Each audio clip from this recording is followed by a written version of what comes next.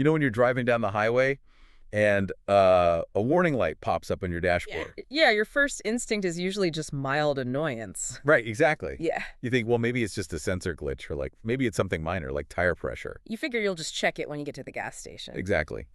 But imagine you're driving and suddenly every single warning light on the dashboard illuminates all at once. Oh, The man. check engine light, the battery, the oil, the temperature, the brakes, literally all of them flashing bright red simultaneously. You wouldn't just check the manual for a quick fix at that point. No, you would pull over immediately. You'd step out and realize the entire vehicle is experiencing this catastrophic systemic failure. Right. Well, welcome to today's deep dive, because today we're looking at a document that claims our entire planetary vehicle is flashing red. And the author's proposed solution isn't to fix the car. No, it's not. It's to completely abandon the concept of driving altogether. I'd actually push that analogy even further, to be honest. The author we're looking at today isn't just saying the car is broken. They're arguing that the very act of building and driving cars is like a terminal disease. Yeah, that's a good way to put it. Because today we're exploring a profoundly unusual piece of source material.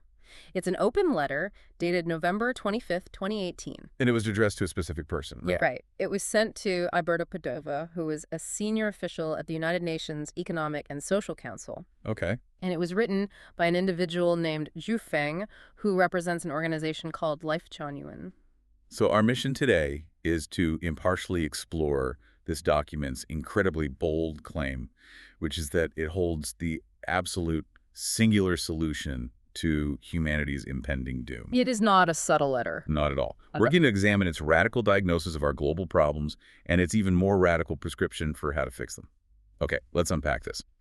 The text immediately targets our most celebrated international efforts. Right out of the gate. Yeah.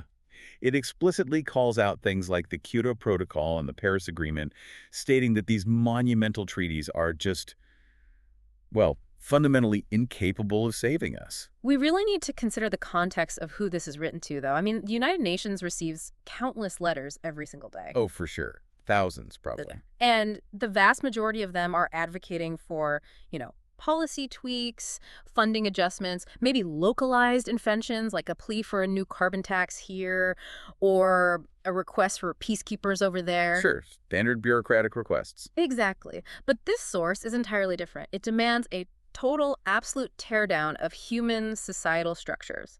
The author sets this very calm but unyielding tone, basically saying, our environment is deteriorating and international agreements simply cannot solve the problem. Because they're treating the wrong thing. Right, because they're trying to treat superficial symptoms rather than the underlying biological disease. And rather than just, dropping a vague list of complaints, the author actually breaks this disease down into 8 specific crises.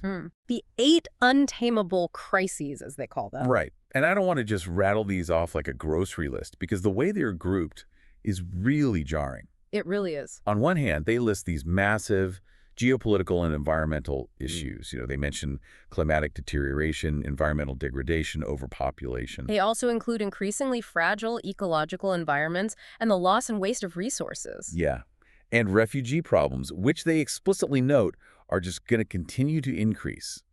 Plus conflicts between nationalities, religions, cultures, and interest groups. But then, seamlessly, they weave these deeply human psychological behaviors into that exact same list. This is the part that gets me. Right. Alongside climate change and global conflicts, they list humanity's greed and lust. See, that is what stops me in my tracks. Because going back to the dashboard analogy, if climate change is the oil light, and refugee crises are the brake light, greed and lust, feel like they belong in a totally different category entirely. Like a completely different dashboard. Exactly. Are these separate mechanical failures? Or is there a single bad engine causing all of them? What's fascinating here is how the author flat out refuses to treat our planetary problems and our psychological problems as 2 separate things. And you should mash them together. Right. Because in conventional geopolitical analysis, we tend to put these issues into neat little silos. Like, a changing climate is a scientific problem for climatologists. That's true. Resource waste is a logistical problem for economists.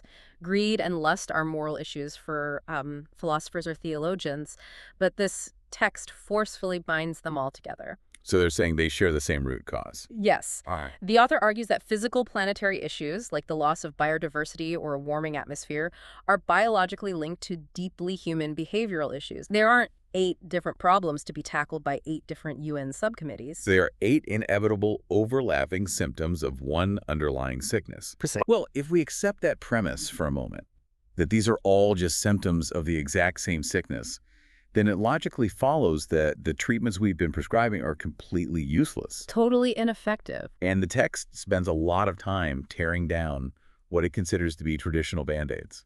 Yeah, the author provides a really fascinating critique of the standard tools humanity uses to try and fix its problems. Just think about how we usually respond to these crises. We try a bunch of different things. Right. We try preaching morality, or we rely on religious precepts to try and make people less greedy and more cooperative. Or we pass laws. Exactly. We try enforcing strict laws and regulations to stop environmental degradation. We attempt wealth redistribution and material assistance to solve refugee crises. They even call out the very body they are writing to.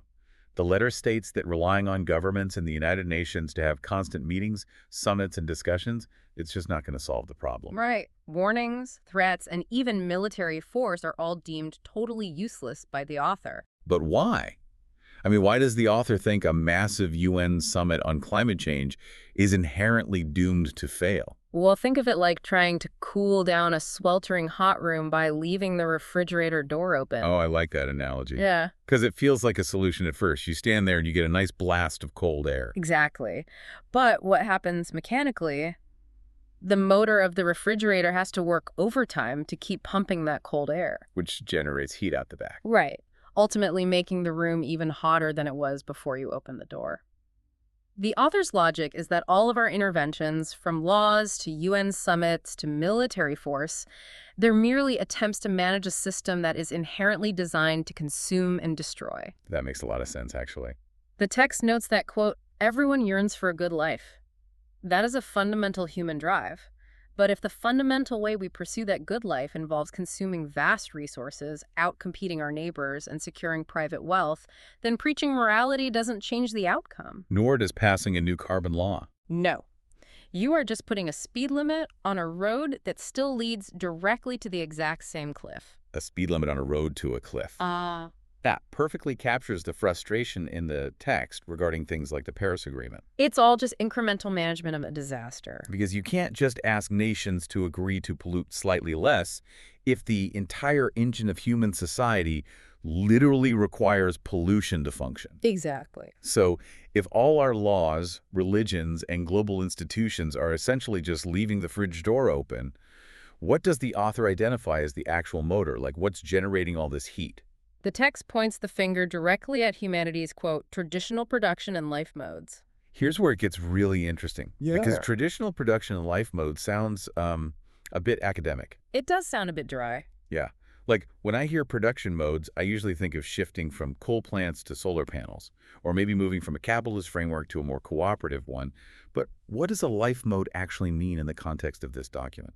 Well, to understand what the author means by a life mode, just think about your own neighborhood. You have a house with a fence. Your neighbor has a house with a fence. Okay, pretty standard. Right. You both own lawnmowers that sit idle in your respective garages for 99% of the week. You both have separate refrigerators, separate washing machines, and separate cars that you drive to separate jobs. And we consider this the standard aspirational way of living. We view it as independence. We do. But this author looks at your street and calls it an absolute ecological and social disaster. Because it requires such a massive duplication of resources. Precisely. It's not that humans are inherently evil. It's that the systems we use to organize our daily lives are literally designed to generate those 8 crises. Because everyone needs their own separate everything. Right. The text states that the only way to save ourselves is to completely upend these traditional modes. The mode of production must shift from possessing to sharing, and from predatory competition to serving each other enthusiastically. Okay, shifting from possessing to sharing makes conceptual sense. I think most people can get on board with community tool libraries or carpooling. But this brings us to the most provocative claim in the entire document. Here we go. Yeah. The author doesn't just want us to share lawnmowers and washing machines. The text explicitly demands the dissolution of traditional marriages and families. That is undeniably the most radical, jarring pillar of this entire philosophy. I have to push back here on behalf of everyone listening, Yeah. because this feels like a massive, totally disconnected leap. It's a huge leap for most people. Right. Let's look at this impartially. How does being married cause a refugee crisis or climate deterioration? Like, if two people decide to build a life together and raise kids, how on earth do we connect those dots to global environmental collapse or international warfare? This raises an important question. And to understand the author's argument, we have to look closely at the specific, very heavy language they use to describe the family unit. Heavy is right. Yeah. The text literally refers to traditional marriages and families as the sources of human selfishness. They call them the birthplaces of human crises. And the headstreams of all crime and evil, if I remember correctly. Yes. Headstreams of all crime and evil. That is incredibly strong language for an institution that most of the world views as the absolute bedrock of a healthy society. It is entirely counterintuitive to how we are raised. But let's calmly unpack the internal logic of the source here without endorsing it. Sure, let's trace the logic. The author is essentially arguing that the nuclear family is the ultimate impenetrable in-group. Okay. When you enter into an exclusive marriage and create a private family, your primary biological, economic, and social imperative becomes securing resources for them. Just for my small group. Right. You want the best house, the safest neighborhood, the most nutritious food, and the most secure financial future for your specific spouse and your specific children. Which naturally creates a mentality of hoarding. Because, I mean, if I want the best for my kids, I have to make sure I have more than enough, just in case. And there is the connection to the 8 crises. I see. According to the text, this private family unit inherently breeds the greed and lust mentioned as crisis number 2. If my biological imperative is to secure resources for my family, I am now fundamentally in predatory competition with you and your family. Because there's only so much to go around. Exactly. Now, expand that dynamic across 8 billion people. What do you get? You get a disaster. You get massive resource depletion because billions of isolated units are hoarding wealth and duplicating goods. You get environmental degradation because corporations are mass-producing cheap, disposable goods to fill millions of separate, isolated households. Wow. And I guess you also get political conflicts between interest groups fiercely protecting their own demographics. Exactly. And eventually, as resources dwindle, you get warfare and refugee crises. So the logic is that you cannot have a truly sharing global community if the fundamental building block of society is fractured into billions of tiny, competing, private ownership units. That's the core argument, yes. The author actually calls the family unit a curb chain, like something that causes anxiety, misery, and fear. Because you're constantly stressed out about protecting your private slice of the world from everyone else. They view marriage not as a bond of love, but as a contract of exclusive property. That's dark. It is. And as long as humanity operates on exclusive property, the author insists the planetary vehicle will keep flashing red until the engine just blows. Okay, so they've diagnosed the private family unit as the cancer causing all 8 of these global symptoms. Right. But I mean, you can't just mandate that people stop loving their spouses and kids. You can't just write to the UN and say, hey, make everyone stop being married. Does the author actually have a practical way to replace the family? Or is this just philosophical complaining? The author doesn't just present a theory, they present a very specific blueprint. Okay. They introduce something called the New Oasis for Life, which is a model community created by the Lifechanyuan organization. And they bring actual data to the United Nations. Real-world data. Yes.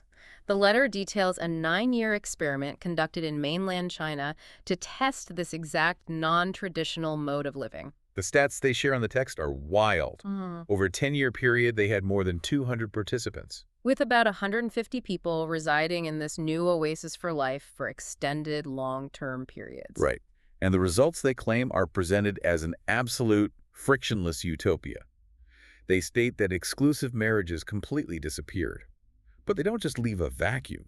They replace the family structure with a communal one. We really have to look at the mechanics of how this functions, because that explains the bold claims they make about the environment. How so? Well, in this model, the elderly and the children were no longer the financial or emotional burden of individual struggling parents or offspring. They were collectively cared for and educated by the entire community. which fundamentally changes the resource footprint. I mean, if you have 150 people living in separate houses, that's 150 kitchens, 150 heating bills, 150 grocery commutes. Exactly the point the author is making. By collapsing the private family, you collapse the need for private infrastructure. It's all centralized. Right. In the new Oasis for Life, you might have one commercial-scale communal dining hall instead of dozens of private kitchens. You pool transportation. You pool elder care. And the claims extend directly back to those 8 crises we discussed earlier. Yes, they do. The author reports to the UN that within this experimental community, the crime rate dropped to 0. Zero crime. Yeah. The members' physical and mental health improved significantly. Pollution to the local environment was reduced to near 0. And the waste of resources and their carbon footprint were incredibly minimized. They even make the incredibly bold claim that their happiness indices are higher than those of any citizen in any developed country in the world. That's a huge claim. It is. They present this to the UN as a complete functioning prototype of a saved humanity. It's not a theory. They're saying, we built it, it works, come look. Which leads us to the author's strategic pitch to the United Nations Economic and Social Council. Right, the actual ask. The author acknowledges a very real psychological barrier, which is human inertia. They explicitly state that it's impossible to change humanity's dangerous predicament all at once. Yeah, people don't change overnight. Exactly. Even if every world leader read this document and agreed with it, the inertia of traditional thinking is too strong. People aren't going to voluntarily give up their homes and marriages overnight. And by the time they do, according to the author, the climate, resource, and conflict crises will have already destroyed us. So they need a shortcut. Yeah. They need to prove it works on a massive global stage. If we connect this to the bigger picture, the author realizes that humanity operates on a seeing is believing mechanism. Right. Therefore, the proposal to the UN is to help fund and establish a new, larger model of this production and life mode. They are asking to build a new Oasis for Life with 300 resident members. Okay, double the size. Yes. And crucially, they want this to be a diverse microcosm of the globe, including people from different religious, cultural, national, and ethnic backgrounds. They specifically suggest locating this 300-person community in either mainland China, the United States, or Zimbabwe. 3 very different geopolitical landscapes. Yeah. They want the UN to essentially act as a diplomatic heavy hitter, persuading one of these governments to allow the community to be built on their territory and guaranteeing that foreign participants can enter and exit freely. And Lifechanyuan says they will do the heavy lifting, right? Yeah, Lifechanyuan says they'll organize it, implement it, and even finance the land acquisition. But they drop a strong hint that UN funding would make this model unfold much more quickly and with much more legitimacy. We can move away from the car dashboard analogy here. What the author is presenting is more like a sinking boat. Okay, a sinking boat. Yeah. The United Nations is currently spending all of its time, energy, and money running around with buckets, frantically bailing water out of a ship that is riddled with holes. So the buckets are like disaster relief. Exactly. Delivering disaster relief, managing overflowing refugee camps, mediating endless border conflicts. It's Right. all just bailing water. And the Oasis model is proposing we build a submarine instead. I love that. Yeah. A completely different vessel that doesn't care if the water rises. That captures the author's mindset perfectly. It is a classic teach a man to fish philosophy, which the text actually quotes directly. The author is offering a model that supposedly stops the disasters from happening in the first place by resolving the deeply flawed living conditions that cause them. But there is a very distinct, almost chilling warning tucked into the end of this letter. It completely shifts the tone of the document. It gets very serious. Very. The author essentially says to the UN, it would be effortless for you to help us create this model. But if you turn a blind eye to my proposal and ignore it, then you will have to deal with many types of devastation everywhere for many years to come. Wow. Yeah, you will just be exhausted, endlessly running around dealing with relief efforts. It's a stark ultimatum. Ignore this blueprint, and you're doomed to manage the apocalypse until you run out of energy. It is a profound challenge to the international establishment. The text completely rejects the incrementalism that defines global politics. It really does. It refuses to accept the mainstream consensus that we can simply, negotiate our way out of planetary boundaries while maintaining the core structures of private human life. It says we can't have our cake and eat it too. Right. By presenting those 8 crises not as bad luck or bad policy, but as interconnected symptoms of our traditional life modes, the author forces the reader and the UN to confront a very uncomfortable possibility. Which is? The possibility that everything we consider normal, aspirational, and secure might actually be the very mechanism of our destruction. So what does this all mean? We started this deep dive looking at a planetary dashboard of flashing red lights. The 8 crises. Yeah, overpopulation, greed, environmental collapse, climate change, resource waste, ecological fragility, exploding refugee populations, and endless cultural conflicts. A very grim dashboard. Very. And we've seen how this source, Feng and the Lifechanyuan organization, asks us to take a massive, almost unimaginable ideological leap. They argue that you cannot solve climate change or global war without completely surrendering the traditional family unit, exclusive marriage, and the concept of personal property. It profoundly challenges our modern, everyday assumptions. I mean, we often think we can be eco-friendly or socially conscious while still striving for a private home, a nuclear family, and personal wealth. Oh, absolutely. We buy an electric car, we meticulously recycle our plastics, we vote for green policies, and we feel secure that we are doing our part. But this text violently disrupts that comfort zone, asserting that as long as you're clinging to your private familial oasis, you are directly contributing to the global desert. It's a heavy thought. It is. Which brings us back to that broken down car on the side of the road. The mechanic has given you the diagnosis. The engine of traditional human society is dead, and all the warning lights are real. The car is totaled. Right. But the only way to fix it is to hand over your keys, your title, and your private commute, and get on a communal bus where you own absolutely nothing, but are promised you will be healthier and happier than you've ever been. It's quite the pitch. That leaves us with a fascinating question for you to ponder long after you finish listening today. Imagine for a second that the Lifechanyuan data is entirely real. Okay. If a utopian society was definitively proven to permanently solve climate change, eradicate war, and end resource depletion, but the absolute non-negotiable price of admission was giving up your personal possessions, dissolving your exclusive marriage, and surrendering your traditional family unit, would you pack your bags and move to the oasis,